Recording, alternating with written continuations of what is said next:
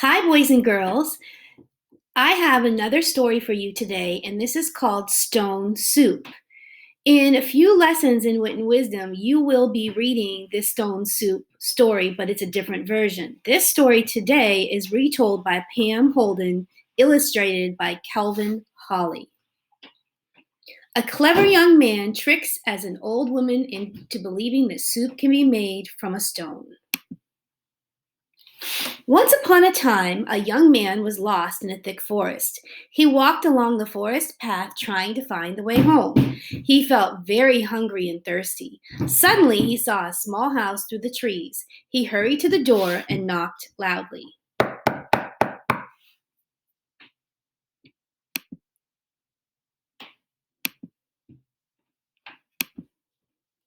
An old woman answered his knock.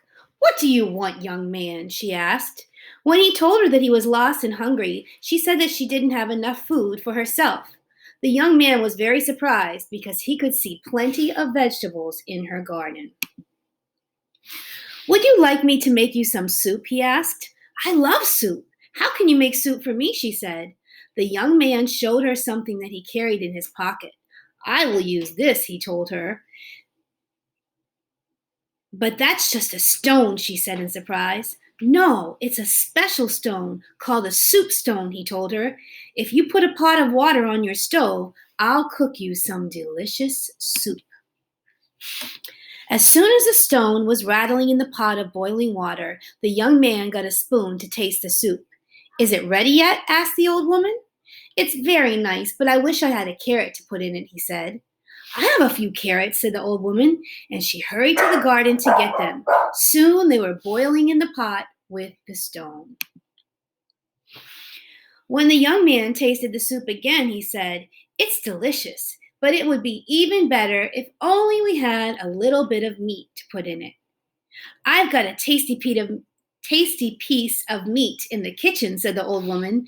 Soon the meat was boiling in the pot. After trying the soup again, he told her, "It tastes very nice, but some milk would make it nicer still." The old woman gave him a jug full of milk. "Here's some milk, and here's a little bit of salt, too," she said. "Is the soup ready yet?" asked the old woman. "It's nearly ready, but I wish I had some peas to put in it," the young man said. She went out to the garden to pick some peas. "I found a few potatoes and some corn, too," she said when she came back. The old woman put 2 bowls and 2 spoons on the table. "That soup smells really delicious," she told him. "We'll eat a bit of bread with it." "Now it's ready," said the young man. They sat down together at the table to eat the delicious soup. "I didn't know that you could make soup from a stone," said the old woman. "If only I had a special soup stone like yours, I'd never be hungry again." "I'll give you my soup stone," said the young man kindly. "Just remember to put in a few vegetables and some salt to make delicious soup." "I must go home to see my family," said the young man. The old woman showed him the best path to follow. "Thank you for the soup stone," she said. "Goodbye." The young man smiled as he picked up another stone and put it in his pocket. "Good luck," he called. All right, guys. I think that man was tricky. Do you think he was tricky? You are going to work in Google Classroom to describe how the old woman was tricked by the young man. You will also have some word work. If you take a look here on this page, let me move myself out of the way. There I go. It says, "Are you a word whiz?" Take a look at these words on the easel.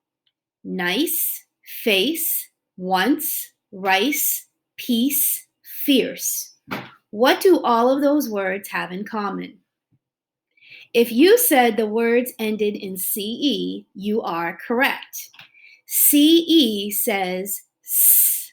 Let's see if we can make some more words with those endings in Google Classroom.